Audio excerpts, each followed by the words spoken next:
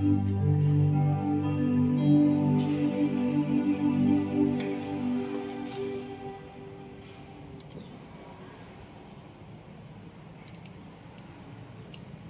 dalam nama dan Tuhan Yesus Kristus serta Kudus Pencipta langit dan bumi. Amin. Tuhan adalah Raja, biarlah bumi bersorak-sorai, biarlah banyak pulau bersukacita, sebab Engkaulah yang Tuhan dan Maha Tinggi di atas seluruh bumi. Engkau selalu memuliakan atas segala hal. Haleluya.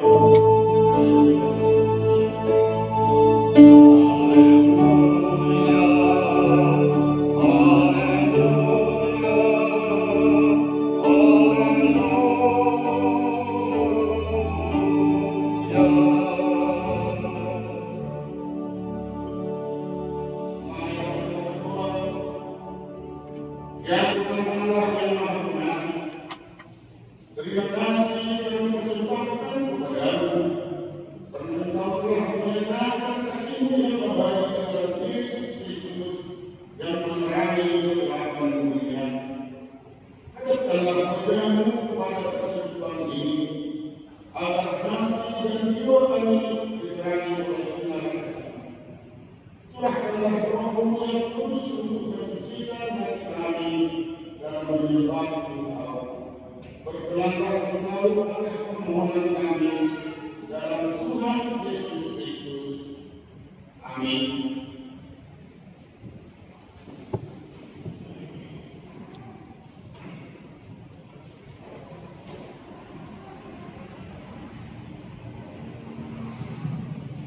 Tuhan yang berkati Tuhan kita Yesus Kristus, pada kita pergi memuliakan nama Tuhan.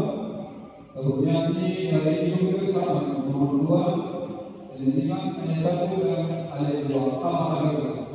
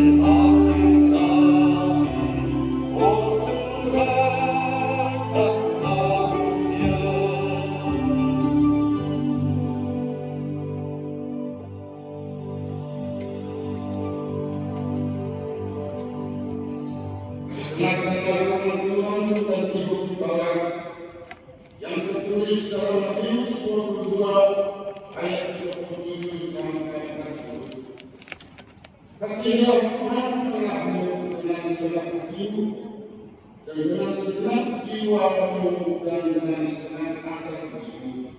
Itulah hukum yang pertama dan yang pertama, dan hukum yang kedua dan sama dengan itu ialah kasihlah sesama manusia seperti dirimu sendiri. Pada kedua hukum ialah tergantung seluruh hukum. Maka kita Ya Tuhan Allah, berilah kekuatan melakukan dakwah. Amin. Kembali kita memuji serta memuliakan nama Tuhan.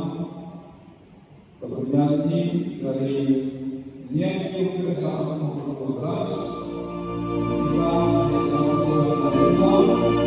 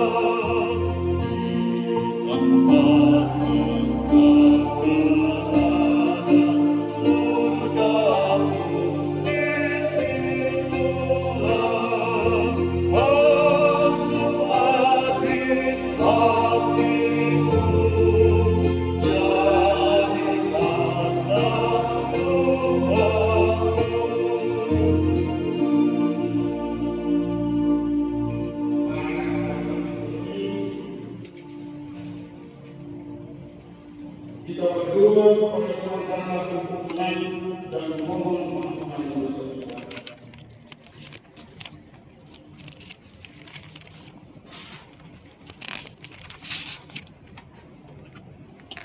Ya Tuhan Allah yang Maha Kudus, sungguh besar kasih yang telah mengambil kami keluar dari kegelapan kepada terang dan ajaib untuk menjadi umat pilihan, semangat yang berani, bangsa yang kudus bagimu. Akan tetapi hidup kami sering tercemar karena tingkah laku yang tidak sesuai dengan kehendak-Mu.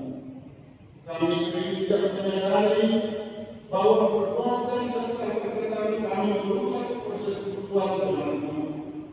Engkau telah memanggil kami menjadi saksimu untuk memberitakan firman-Mu. Namun yang kami saksikan dan beritakan adalah perbuatan manusia demi harga diri dan nama baik kami sendiri. Kami sering membalas kebaikan dengan perbuatan jahat. Kini kami datang bersujud di hadapan-Mu, mohon belas kasihan. Ampunilah dosa dan kesalahan kami. Sinarilah kami dengan kasih-Mu agar hidup kami memancarkan cahaya kemuliaan-Mu. Kiranya Roh Kudus menjadi pemimpin dalam kehidupan kami, supaya kami mampu bertindak serta berperilaku benar di hadapan-Mu. Berilah hikmat bagi kami dalam memahami kasih karunia-Mu, agar kami dapat hidup di dalamnya. Kami panjatkan doa permohonan ini hanya di dalam nama Yesus Kristus Juru Selamat kami. Amin.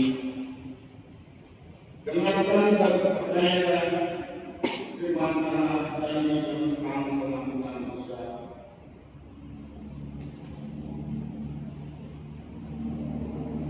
Sebab di dalam Dia dan oleh darahnya kita boleh penebusan, yaitu pengampunan dosa menurut kekayaan kasih karunia-Nya yang dilimpahkannya kepada kita dalam segala hikmat dengan pengertian. Allah telah mengampuni semua dosa kita oleh kasih karunia-Nya. Oleh karena itu, maka kita menunjuknya akan lebih baik. Kemudian berdoalah tempat hari ini. Amin. Bapak Ibu jemaat yang berbahagia Tuhan kita Yesus Kristus, kembali kita memuji memuliakan nama Tuhan. Kita bernyanyi kembali dan menyanyi kesamaan nomor 78 dan nyanyikan ayat 1 dan ayat 2 meski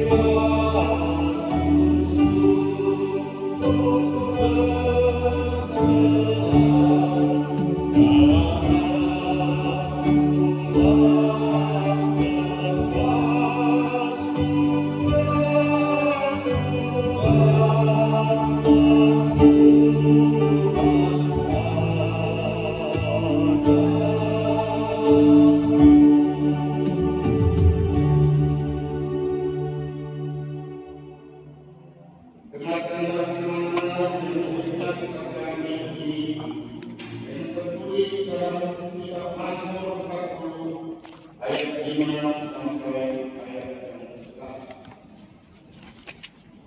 11 dengan berikut syukur dan doa. Berbahagialah orang yang menaruh kepercayaannya pada Tuhan dan tidak berpaling kepada orang yang angkuh atau kepada orang-orang yang telah menyimpang kepada kebohongan. Banyaklah yang telah kau lakukan yang akan aku, perbuatanmu yang ajaib dan maksudmu untuk kami. Tidak ada yang dapat disejajarkan dengan engkau. Aku memperkenalkan dan mengatakannya, tetapi juga besar jumlahnya untukku. Engkau tidak berkenan kepada korban sembelihan dan korban sajian, tetapi engkau telah mengubah keinginanku. Korban kemenangan dan korban penghapus dosa tidak engkau tuntut. Lalu aku berkata, sungguh aku datang dalam gulungan kitab ada tertulis tentangnya. Aku suka melakukan kehendakmu, ya Allahku. Tauratmu ada dalam dadaku. Aku menebarkan kejadian dalam cemat yang besar, bahkan tidak tahan itu. Engkau juga yang tahu, ya Tuhan. Jadilah tidaklah disembunyikan dalam hatiku. Kesetiaanmu dan keselamatan daripadamu kubicarakan. Kasihmu dan kebenaranmu tidak kudiamkan kepada umat yang besar. Amin. Berbahagialah setiap orang yang mendengarkan firman Allah dan yang melakukannya. Amin.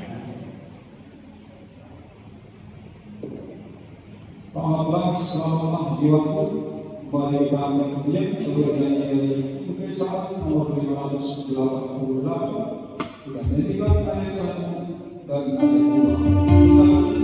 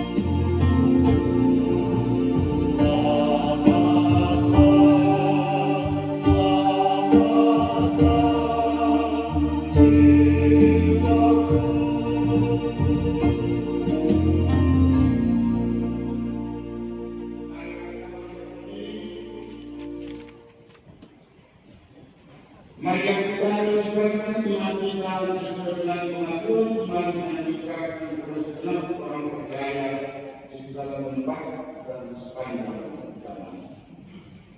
Aku percaya kepada Allah, Bapa yang Maha Kuasa, Khalik langit dan bumi, dan kepada Yesus Kristus, Anaknya yang tunggal Tuhan kita, yang digandung daripada Roh Kudus, lahir dari anak darah Maria, yang menderita di bawah pemerintahan Pontius Pilatus, disalibkan, mati dan dikuburkan, turun dalam kerajaan Allah, pada hari yang ketiga, bangkit pula dari antara orang mati, naik ke surga, duduk di sebelah kanan Allah, Bapa yang Maha Kuasa, dan akan datang dari sana untuk menghakimi orang yang hidup dan yang mati.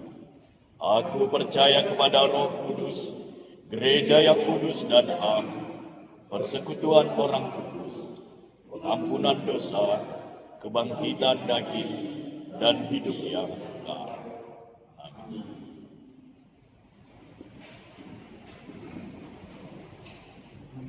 Sebagaimana Tuhan yang telah mengasihi kita, mari kita melayani Dia.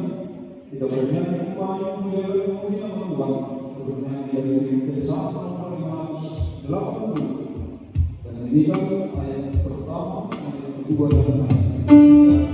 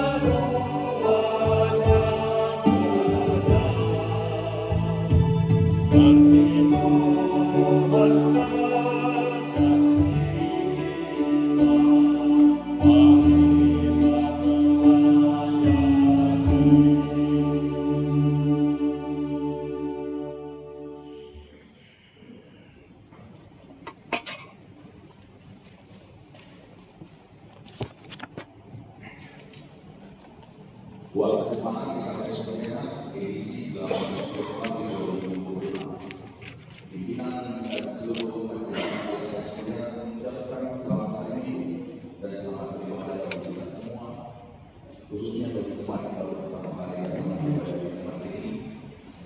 Yesus memberkati. Amin.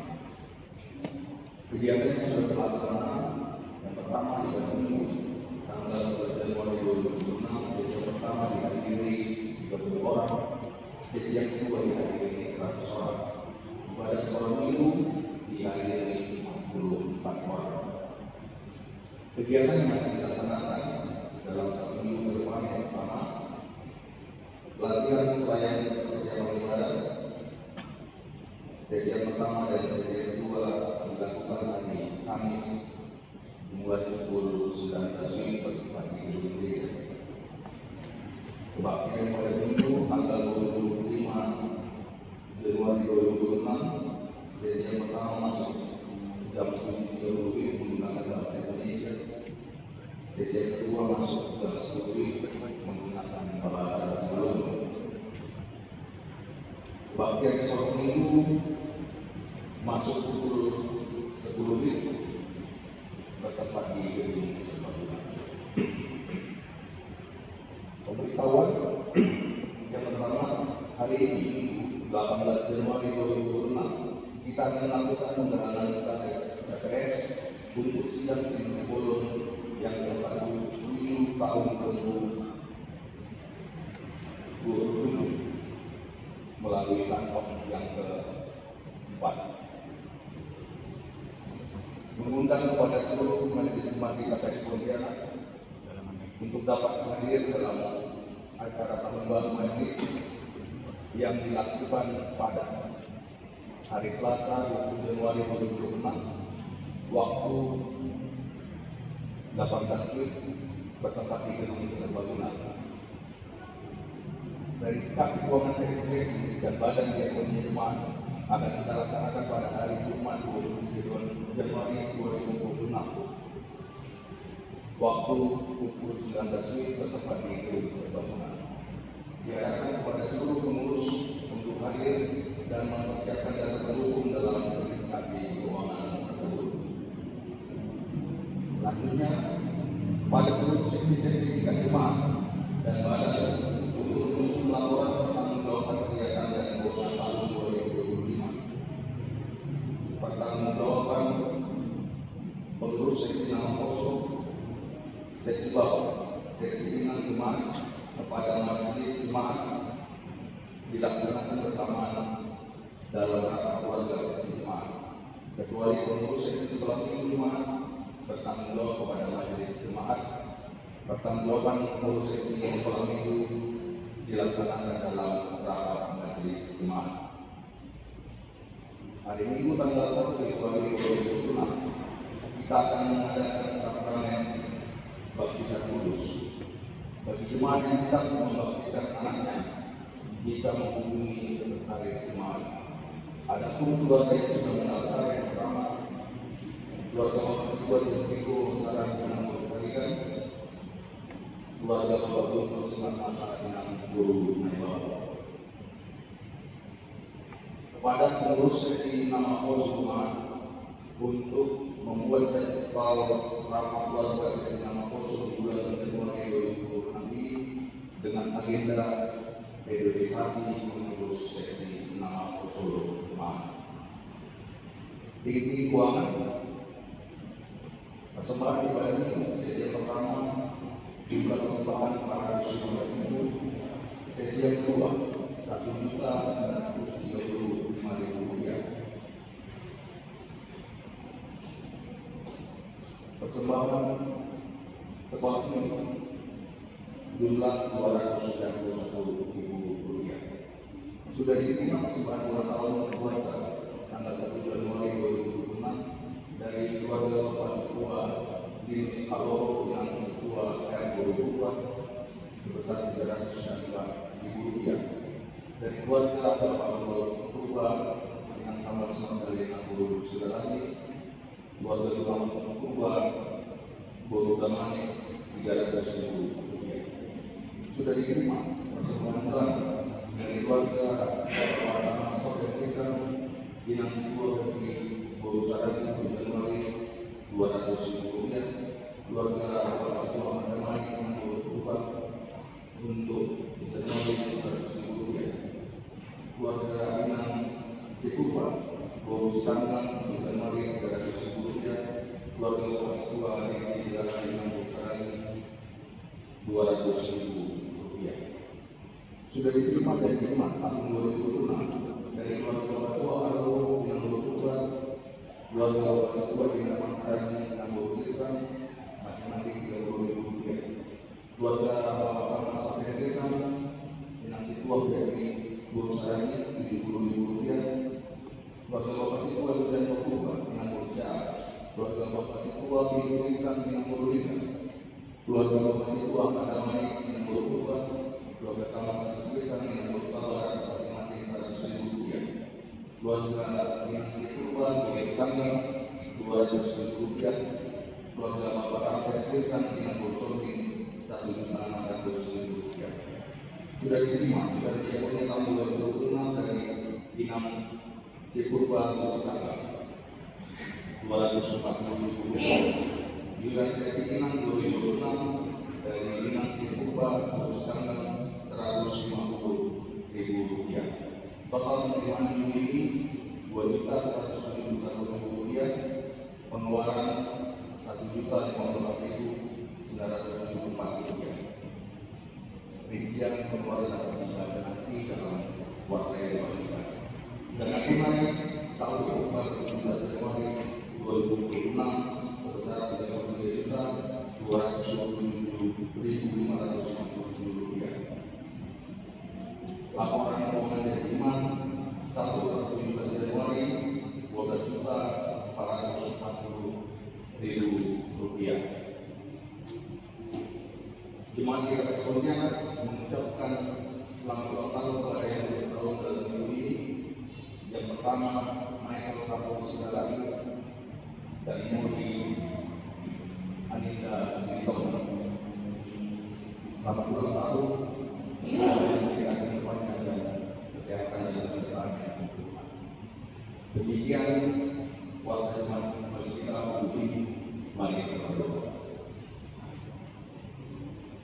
Kami mengucap syukur kepada Tuhan yang berada dalam kerajaan surga atas segala berkat Tuhan dalam kegiatan yang kami boleh lakukan selama hidup kami.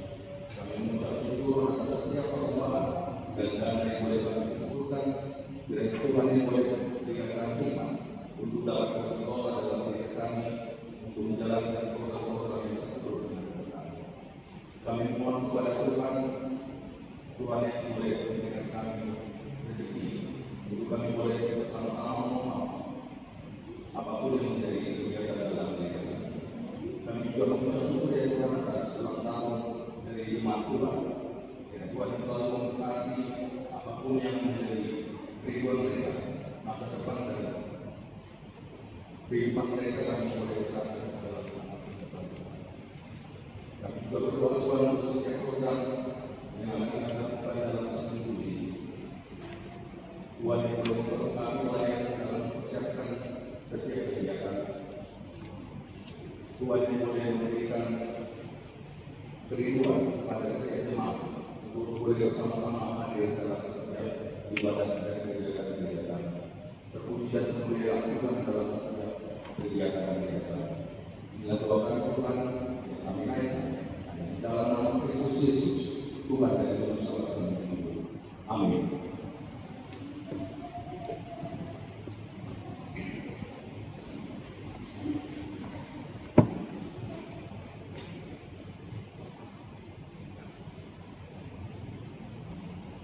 Bapak Ibu jemaat yang Tuhan kita Yesus Kristus, saat kita mengenal kebenaran dan kebenaran firman Tuhan, mari kita mempersiapkan memberi hati yang tidak agar kita boleh fokus untuk mengenal serta menerima kebenaran Tuhan.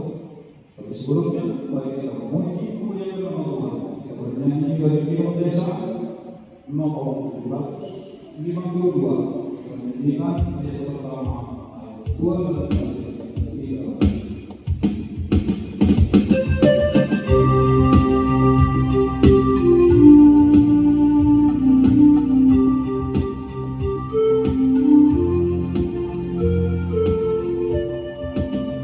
Tuhan mengutus kita ke dalam dunia. kepada yang gelap, meski dihina serta dilanda duka, harus melayani dengan sepenuh, dengan senang, dengan senang. Marilah kita melayani umatnya dengan senang, dengan senang. Berarti kita memuliakan namanya.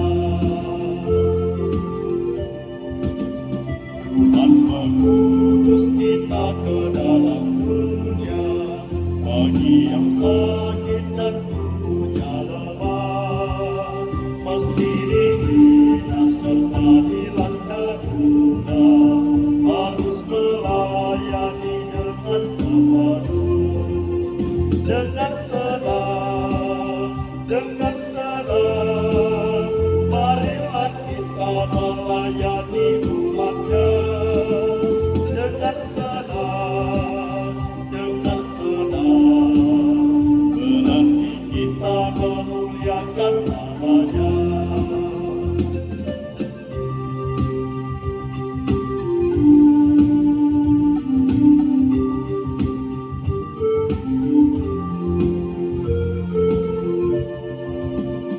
Tuhan mengutus kita ke dalam dunia, untuk yang miskin dan lapar terkeluh, meski dihina serta dilanda duka, harus melayani dengan sepenuh, dengan senang, dengan senang.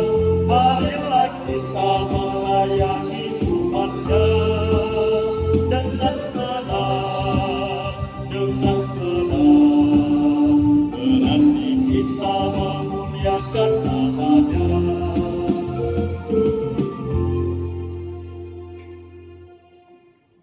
Damai sejahtera Allah yang melampaui akal dan pikiran, itulah kiranya yang menyertai dan memelihara iman di dalam nama Tuhan Yesus Kristus. Amin. Jemaat yang terkasih, kita buka ayat kita dari surat Paulus kepada jemaat Korintus, tepatnya dari surat 1 Korintus 1 ayat 4 sampai ayat yang ke-9. Demikianlah firman Tuhan. Ucapan syukur. Aku senantiasa mengucap syukur kepada Bapa karena kamu atas kasih karunia Allah yang dianugerahkannya kepada kamu dalam Kristus Yesus. Sebab di dalam Dia kamu telah menjadi kaya dalam segala hal, dalam segala macam pengalaman dan segala macam pengetahuan, sesuai dengan kesaksian tentang Kristus yang telah diliburkan di antara kami. Demikianlah kamu tidak kekurangan dalam satu karunia pun, sementara kamu menantikan pernyataan Tuhan kita Yesus Kristus. Ia juga akan menyembuhkan kamu sampai kepada kesudahannya, sehingga kamu tak bercacat pada hari Tuhan kita Yesus Kristus. Allah yang memanggil kamu kepada persekutuan dengan anaknya Yesus Kristus Tuhan kita adalah setia. Amin. Demikian firman Tuhan. Salam jemaat yang terkasih. Firman Tuhan di minggu ketiga di tahun 2026 secara khusus pada liturgi setelah Epifanias mengajak kita menjadi jemaat yang bersyukur kepada Tuhan, atau menjadi jemaat yang selalu senang mengerjakan pekerjaan yang dilakukan Tuhan kepada kita dalam segala panggilan kita. Karena apa? Karena kita sesuai dengan tema kita adalah orang yang kaya di dalam segala. Itulah yang menjadi tema kita. Di dalam Dia, maksudnya di dalam Tuhan Yesus Kristus, harus kita sadari, pahami, kita ini adalah orang yang kaya dalam segala hal. Dan oleh karenanya jemaat Tuhan itu terletak di dalam kata di dalam Dia, in Christo, maksudnya di dalam Kristus. Kita harus mengakui kita ini adalah orang-orang yang telah dipenuhi dengan berkat daripada Tuhan. Berkat Tuhan kita terima dan melimpah, dan berkat itulah yang membuat kita menjadi orang yang kaya. Penekanan utamanya adalah di dalam Kristus. Mungkin di dalam dunia kita bukan orang yang kaya. Kenapa? Karena ada perbedaan pemahaman. Menjadikan siapa orang yang kaya? Orang yang kaya menurut dunia itu berada dalam kata mempunyai atau memiliki. Tetapi di dalam Kristus itu bukan kata yang kita pakai. Di dalam Kristus kata yang kita pakai itu adalah memberi. Kaya di dalam dunia memiliki, mempunyai ini dan itu.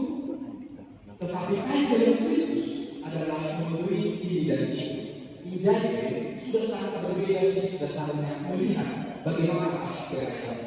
Nanti kita akan bahas surat Korintus ini yang dikirim oleh Paulus. Paulus itu tidak memiliki mobil, Paulus itu tidak memiliki uang, Paulus itu tidak memiliki seperti apa yang telah kita definisikan apakah kaya. Paulus itu selalu berpindah dari satu tempat ke tempat yang lain untuk memenuhi kebutuhan hidupnya. Dia bekerja sebagai tukang rumah. Dia tidak memiliki apa-apa. Tetapi kita ketahui Paulus itu adalah orang yang kaya. Kenapa dia orang yang kaya? Oleh karena hidupnya diletakkan di dalam Kristus. Kita juga demikian, Tuhan. Kita melalui tema ini akan dibawa dalam sebuah kesadaran. Kita juga adalah orang-orang yang kaya. Orang kaya dalam apa? Itu Tuhan akan menjelaskan. Tetapi di awal khotbah ini, mari kita dalam hati dan pikiran kita. Kita adalah orang-orang yang telah berkati oleh Tuhan. Kita adalah orang-orang yang kaya di dalam anugerah Tuhan. Yang kedua, kita akan belajar tentang sedikit dari awal ini tentang latar belakang. Kita perlu belajar dari latar belakang surat Efesus. Tema teori surat 1 Korintus. Kenapa Tuhan ini perlu kita pelajari di awal ini untuk bisa memperdalam lagi dari awal bahwa kita adalah orang yang kaya dalam segala hal. Jemaat di Korintus ini adalah jemaat yang kaya. Korintus itu adalah sebuah kota pada saat itu yang menjadi tempat politik budaya sosial, di mana jemaat Kristus menjadi orang yang kaya dalam hal diri dan kaya juga dalam karunia. Jemaat di Korintus ini kalau kita baca nanti berkenaan jemaat Tuhan membaca satu surat Korintus ini, kita akan bertemu dengan begitu banyak konflik yang ada di jemaat Korintus. Kita sudah menjadi satu paradoks. Mereka kaya, jemaat yang kaya dalam hal materi, kaya dalam hal karunia, kaya dalam segala hal kehidupan dalam dunia. Tetapi jemaat Korintus itu menjadi jemaat yang penuh dengan konflik, menjadi jemaat yang penuh dengan kelompok-kelompok. Paulus memberikan nasihat di dalam suratnya itu. Ada orang yang berkata golongan Kepas, berkata golongan Paulus, berkata golongan Apolos, berkata dari golongan Kristus. Jadi ketika di dalam satu jemaat ada kelompok-kelompok, maka kelompok-kelompok itu akan mengatakan dirinya yang paling utama atau yang benar. Dalam contoh yang lain di jemaat Korintus juga ada yang mengutamakan karunia-karunia yang dimiliki. Ada karunia berbahasa roh, karunia bernubuat, karunia mengajar, karunia menyembuhkan, dan di antara beberapa karunia itu yang sebenarnya mereka kaya, tapi ada satu yang ditonjolkan yaitu karunia untuk berbahasa roh. Artinya jemaat Tuhan, walaupun jemaat Korintus itu kaya dalam segala hal dalam pandangan dunia ini, tetapi kekayaan mereka itu tidak di dalam Kristus. Karena mereka berkonflik, mereka berbeda dengan apa yang mereka miliki. Karena itu perlu Paulus menulis surat kepada jemaat Korintus supaya jemaat yang begitu ini, supaya jemaat yang berkelompok-kelompok ini, supaya jemaat yang mengutamakan apa yang dia miliki sebagai hal yang utama, meletakkan diri semua di dalam Kristus. Itu nanti menjadi hal sederhana dalam kehidupan kita. Apapun yang kita miliki jemaat Tuhan dalam hidup ini, letakkanlah itu di dalam Kristus. Kalau kita tidak letakkan kekayaan kita di dalam Kristus, maka akan timbul kesombongan, akan timbul konflik, akan timbul perpecahan. Jadi itu utama dari khotbah ini. Letakkan segala sesuatu di dalam Kristus, maka kekayaan kita itu akan menjadi berkah. Jadi satu dalam kekayaan. Kita percaya bukan hanya di dalam Korintus, tapi di jemaat gereja seperti apa? Tuhan sudah memberikan talenta-talenta, potensi-potensi, karunia kita adalah jemaat yang kaya. Tetapi mari kita mengelola kekayaan itu, mari kita sambutkan dalam keberbedaan kita, sehingga jemaat Korintus atau jemaat Korintus bisa tadi dilaksanakan lalu yang kita bersaksi dengan senang. Mari dari 3 poin dalam surat ini kita belajar pertama bagaimana sumber kekayaan. Dengan catatan dalam Tuhan, kekayaan ini jangan tersempit dalam hal yang bersifat materi atau duniawi. Dalam ayat yang keempat, Paulus menulis kepada jemaat Korintus dan kepada kita, aku senantiasa mengucap syukur kepada Allah. Jadi ini pendekatan yang Paulus sampaikan kepada jemaat Korintus. Dia tahu jemaat Korintus ini memiliki banyak masalah, ada perpecahan dan ada konflik. Tapi pendekatan yang dipakai oleh Paulus di perhubungan itu adalah pendekatan positif, bukan pendekatan negatif. Begitu banyak hal yang bisa dicacah dari jemaat Korintus, begitu banyak hal yang bisa dikatakan yang kurang dari jemaat Korintus. Sama seperti kita misalnya, begitu banyak hal yang bisa kita katakan sesuatu hal yang kurang dari suami kita, istri kita, anak kita, menjadi jemaat kita, pendeta kita bersama begitu. Banyak hal yang bisa kita katakan yang kurang atau negatif. Tetapi kalau segala sesuatu dimulai dari hal yang negatif, secara pendidikan tidak akan banyak membuat pertumbuhan. Kalau kita bisa mendekati anak-anak kita dalam hal yang kurang yang dimiliki, maka dia akan tahu. Karena itu, mulailah dari hal yang positif segala sesuatu. Dan itu yang dilakukan oleh Paulus. Banyak hal negatif di jemaat itu dimulai dari satu kata, aku senantiasa mengucap syukur kepada Allah. Kenapa dia mengucap syukur? Karena ada berkat Tuhan, itulah sebabnya Allah yang telah dianugerahkannya kepada kamu dalam Kristus Yesus. Hal yang sama jemaat Tuhan, kira-kira ini yang ingin kita praktiskan dalam hidup kita. Mari kita mengucap syukur dalam segala sesuatu yang kita hadapi dalam hidup kita. Di lingkungan kita di tahun ini, ada yang kurang benar, ada yang negatif benar, tetapi mulailah dengan pendekatan iman, mengucap syukur. Kenapa? Karena Paulus percaya jemaat Korintus itu adalah jemaat yang telah diberkati oleh Tuhan. Suami, istri, anak kita, sahabat kita itu adalah orang-orang yang telah diberkati oleh Tuhan. Karena itu, dekatilah sesuatu kondisi dengan kata bersyukurlah. Kenapa? Karena sumber kekayaan itu kita diperkenalkan di sini dalam salah satu hal anugerah Allah di dalam Kristus. Suami kita adalah anugerah, istri kita adalah anugerah, anak-anak kita adalah anugerah, sahabat teman majelis jemaat kita itu adalah anugerah.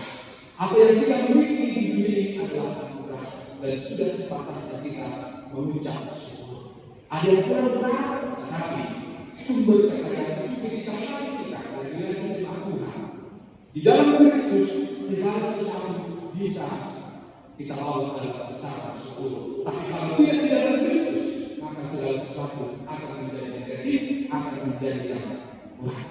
Ini kekayaan orang yang beriman yang diperkenalkan oleh Paulus kepada orang yang kaya itu adalah orang yang hatinya selalu bisa bersyukur karena dia melihat hidup ini adalah satu anugerah atau kesempatan.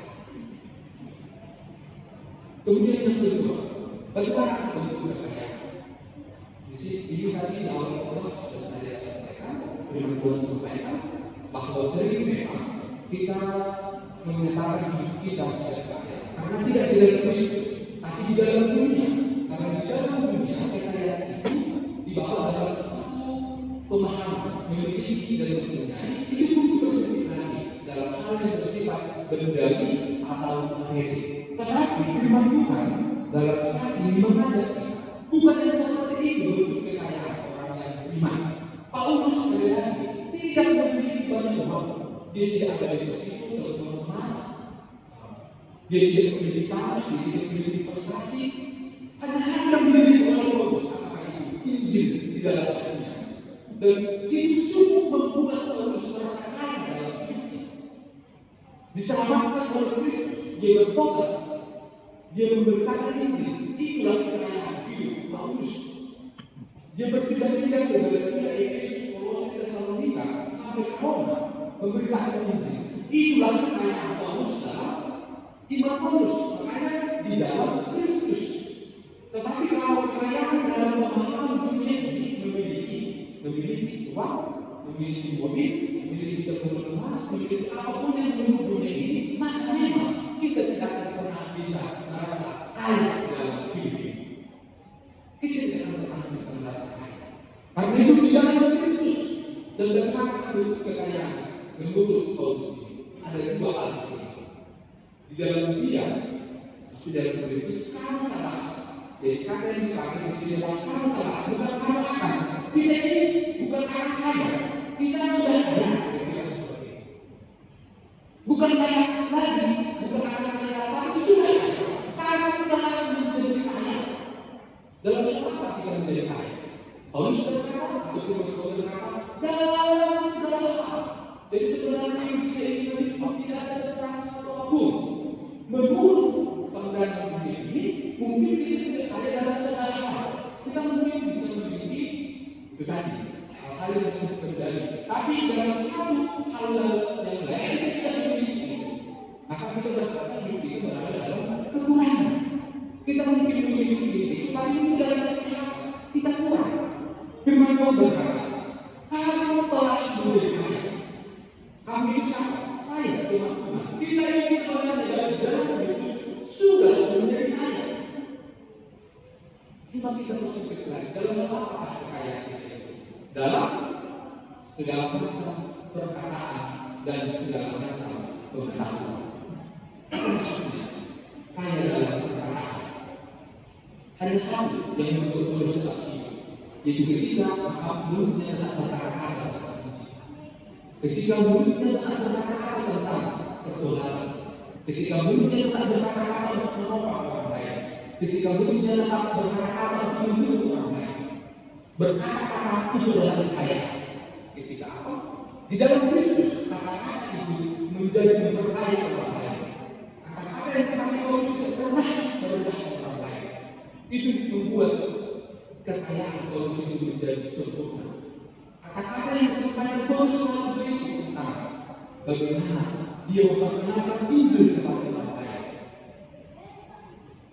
dan segala macam pengetahuan. Paulus itu orang yang pintar. Kalau secara dalam bahasa Arab itu lulus dalam bentuk summa cum laude, memiliki guru Gamaliel. Paulus itu orang yang pintar sekali, jauh lebih pintar dari kita semua yang ada di sini. Dia mengetahui hukum Taurat dengan fasih. Dia orang Farisi dari suku Benyamin. Paulus itu orang yang sangat pintar. Dia kaya, tetapi ketika Paulus belum di dalam Kristus, kepintaran ini digunakan untuk membunuh. Kepintaran ini dipakai untuk menganiaya. Kepintaran ini dipakai untuk merendahkan. Tetapi setelah Paulus di dalam Kristus, kita tahu sejarah itu dalam Paulus. Paulus berada dengan siapapun pada saat itu, dengan filsuf siapapun pada saat itu. Kenapa? Karena kepintarannya itu sudah di dalam Kristus. Itulah kekayaan. Jadi kekayaan bukan dalam hal intelektual, tetapi kekayaan dalam pengetahuan akan iman. Jemaat Tuhan, di awal-awal ini sedikit kita berbicara tentang perkataan dan pengetahuan. Salah satu hal yang kita boleh jujur mengakui, kita ini kurang dalam perkataan, kurang dalam pengetahuan. Pengetahuan kita tentang Alkitab ini masih kurang. Di gereja bukan hanya di gereja kita, di gereja suku ini menjadi PR. Di gereja suku yang mengenal pengetahuan kita tentang Alkitab itu masih kurang. Kesaksian bersaksi itu masih kurang dalam hidup kita. Saya 2 minggu di kampung, kebetulan bertemu dengan satu kampung seumur bahkan ini sudah 72 tahun. 72 dia di gereja, bukan di KKS, karena di gereja orang kampung itu namanya dia gereja di sana.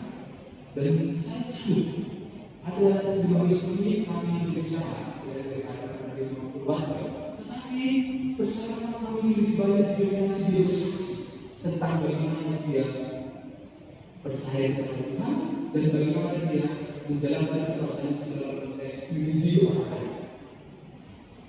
Itu bagi saya yang luar biasa. Dan kalau kita sekali lagi awal kita kan kurang, kita kurang dari pengalaman, kita kurang di dalam hal bersaksi dalam hidup. Padahal sekali lagi dari firman Tuhan yang kita belajar, kita itu adalah orang yang baik. Dan sudah saatnya kita memberi bukan lagi memberi apa? Karena kita adalah orang yang sudah baik dalam segala. Yang terakhir firman Tuhan. Karunia tanpa kasih itu adalah kesombongan. Pengetahuan tanpa saleh itu adalah ini kita bentuk kekayaan. Kita memiliki karunia kalau tidak kata misalnya kita juga diberikan kembali banyak karunia. Kalau tidak kata berbuat mengajar banyak potensi yang diberikan kepada kita. Tapi kalau karunia tidak tanpa kasih itu membawa kita kepada kesombongan.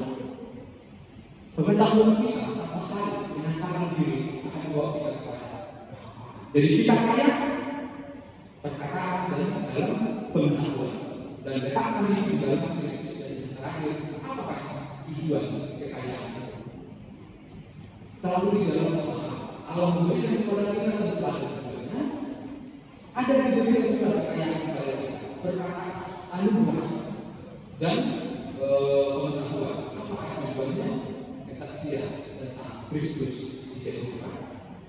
Ini jemaat Tuhan apa yang kita berbuat itu ada tujuan. Kita memiliki kekayaan di sekitar dunia ini, bendawi itu ada tujuan. Apa yang itu menjadi berkat kepada orang lain itu apa?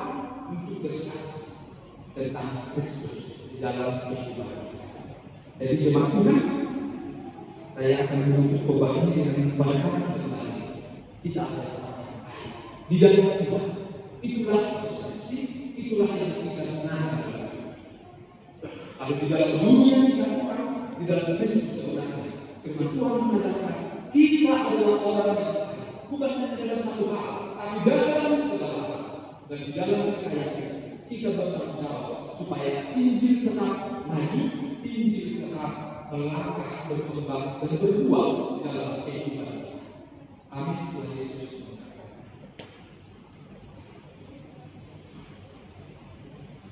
Terpujilah kami dan telah mengajarkan kepada kami mengajarkan bahwa kami ketika membawa kehidupan kami di dalam Kristus ada satu fakta yang harus dimakan bahwa kami adalah orang-orang yang kaya. Kenapa kami menjadi orang-orang yang kaya? Karena Engkau telah melimpah memberikan anugerah yang penuh itu dalam kehidupan kami. Engkau telah memberkati kami yang berbagai karunia-karunia. Engkau memberkati kami dengan hikmat kebijaksanaan. Engkau memberkati kami dengan pengetahuan dan perkataan. Dan Engkau memberi kami agar dari kekayaan kami hadir untuk menjadi berkah. Kami hadir untuk membawa Injil semakin lebih berbuah dan berkembang dalam kehidupan kami.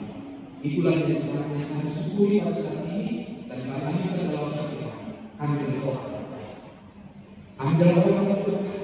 Kami adalah orang yang membawa dalam segala hal dalam hidup kami. Hidup orang yang percaya tidak pernah berkah. Ketika kami bawa kehidupan kami di dalam Kristus. Terpujilah Tuhan. Amin.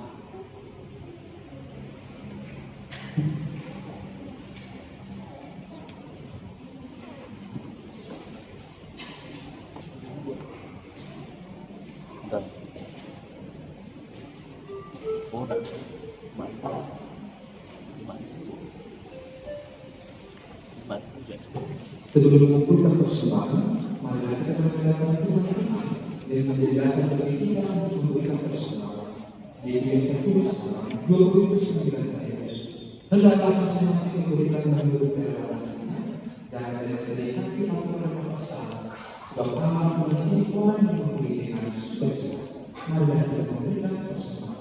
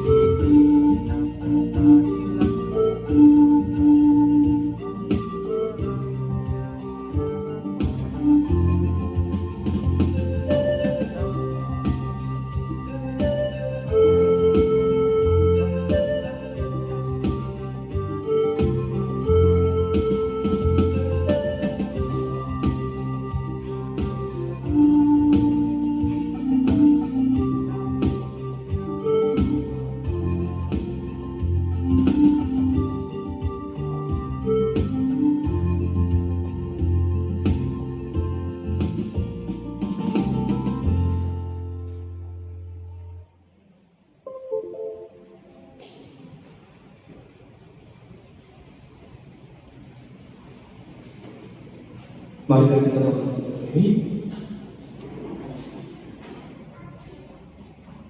Mari kita berdoa menyerahkan persembahan kita kepada Tuhan. Ya Tuhan Allah, Bapa yang Maha Pemurah dan Pengasih, kami bersyukur dan berterima kasih atas segala berkat dan anugerah yang senantiasa melimpah dalam kehidupan kami. Engkau telah menyertai kami dan memberkati segala pekerjaan kami hingga hari. Dengan bersyukur dan terima kasih, kami datang ke hadirat-Mu membawa persembahan yang bersumber daripada menjadi persembahan syukur dan pujian bagi Kiranya Engkau berkenan menerimanya demi kemuliaan dan kebesaran kerajaan-Mu di bumi. Di dalam nama Yesus Kristus Tuhan kami, terima doa persembahan ini. Amin.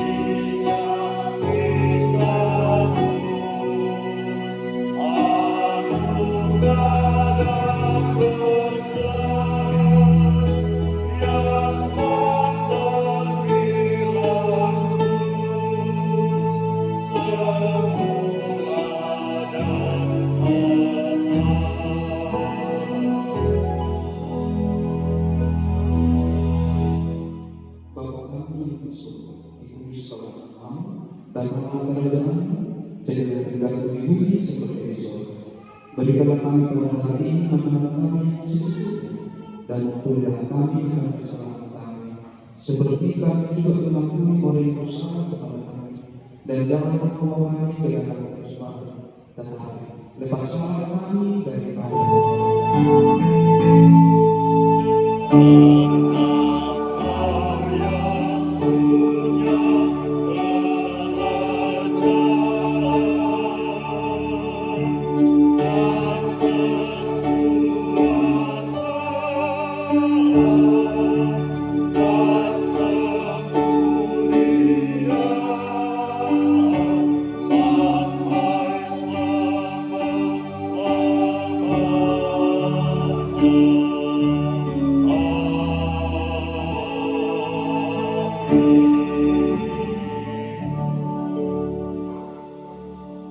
Pergilah, jadilah berkat dan peduli terhadap semua orang.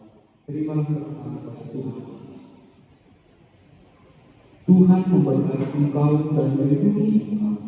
Tuhan menyertai engkau dengan wajah-Nya dan memberi engkau kasih karunia.